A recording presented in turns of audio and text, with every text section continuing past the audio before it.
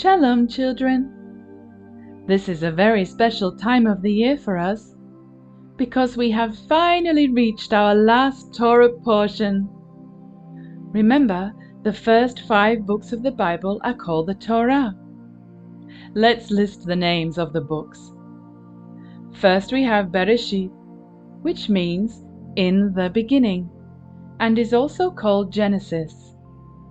Then we have Shemoth, which means names, and is also called Exodus.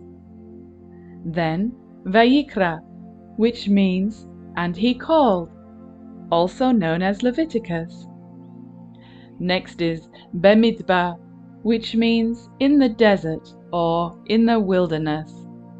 It is also called Numbers because Yahweh did a lot of counting of the children of Israel. And the 5th and the final book of the Torah is Devarim, which means words, or in English, Deuteronomy. Today's Parasha story is the last one in Devarim. We have been following along with the Israelites and hearing stories of their journeys for a whole year now. In Genesis, we learned about the creation of the world and the great flood. We also heard of the travels of Abraham, Isaac, and Jacob. In Exodus, we watched as Yahweh freed the Israelites and learned how they followed Moshe through the wilderness in order to receive Yahweh's instructions at Mount Sinai. In Leviticus, we learned about the appointed times, as well as the offerings that Yahweh wanted his people to observe. The book of Numbers is where we learned about the different censuses, including the one for the Levites and their duties for the dwelling place. And in Deuteronomy, we revisited many of the stories and lessons that Moshe wanted the children of Israel to remember. And now the time has finally come for this generation of Israelites to cross over the Jordan and enter into the land that Yahweh has promised to them. Can you imagine how excited they must be? No more wandering around in the desert. They would finally be able to settle down and make homes for themselves. Remember, Moshe is very old now and will not be going into the land with the rest of the people.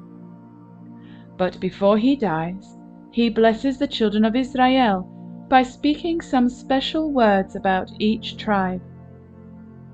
Let's look at what he says about them and see how it compares with the blessings of Jacob, who originally gave them to his sons. We'll start with Reuben. Moshe asked Yahweh to let Reuben live and not die, and for his men to be numbered. The very place that Moshe was standing when he spoke, this ended up being Reuben's territory. His father Jacob had referred to him as boiling water. Next is Judah. Moshe asked Yahweh to listen to Judah, to bring him to his people, and to help him fight against his enemies. This is the tribe that our Messiah Yeshua comes from. Jacob has said that Judah was like a lion's cub. Now Levi. The Tumim and the Urim belong to the tribe of Levi.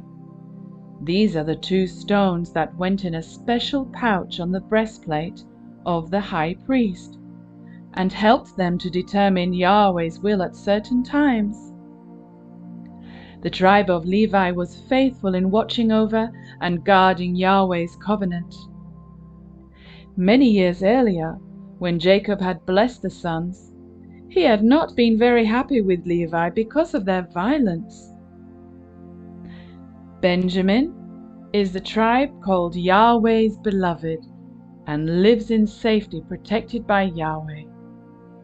Benjamin's land was located between Ephraim and Judah, and this is where the wilderness tabernacle and later on the temple was located. Jacob has said that Benjamin was like a wolf. Joseph's land was especially blessed by Yahweh. There was wonderful fruit, and there were beautiful mountains and hills. Joseph was separate from his brothers. The effects of this blessing would be felt to the ends of the earth, with 10,000s of people from Ephraim and thousands of people from Manasseh. Remember how Jacob adopted Ephraim and Manasseh as his own earlier in our stories? Well, when we talk about Joseph, or when we talk about Ephraim and Manasseh, we are talking about the same group. Joseph also got double the wealth when Jacob split the blessing, and he was compared to part of a fruit-bearing tree. The tribes of Zebulun and Issachar would rejoice as they went out to be merchants, and as they stayed home to study Torah or work on their ranches. They worked together to help each other out. This is what we call a partnership. Moshe says that they would call people to the mountain and have treasures from the sand and the seas.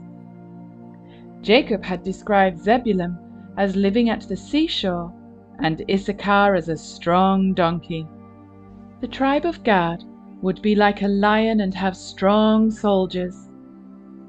Their land was located outside of Canaan and was some of the best cropland that there was. It also came close to the place where Moshe died. Jacob had said that Gad would raid the heel of those who raid him. Moshe says that the tribe of Dan was like a leaping lion cub.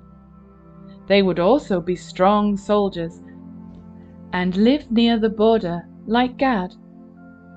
Jacob had said that Dan was like a serpent and a good leader.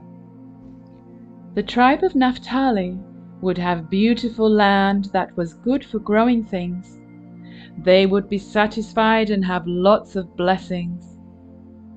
Jacob had said that Naphtali was like a deer running loose. Asher would have good land for growing crops, especially olives, which were used to make olive oil. They would also receive lots of blessings. They lived in an area known as Galilee. Moshe said they would have sandals of iron and bronze, and Jacob had said that Asher would be wealthy. Did you notice which brother is missing in the blessing? Shimon. I wonder why Moses left Shimon out.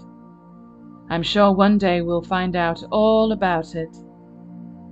After Moshe gets done giving them these blessings, he reminds them that there is no one like Yahweh who helps them and protects them. Yahweh is the one who saves them and provides for them. At last Moshe goes up to Mount Nebo and looks over the land where the Israelites are going.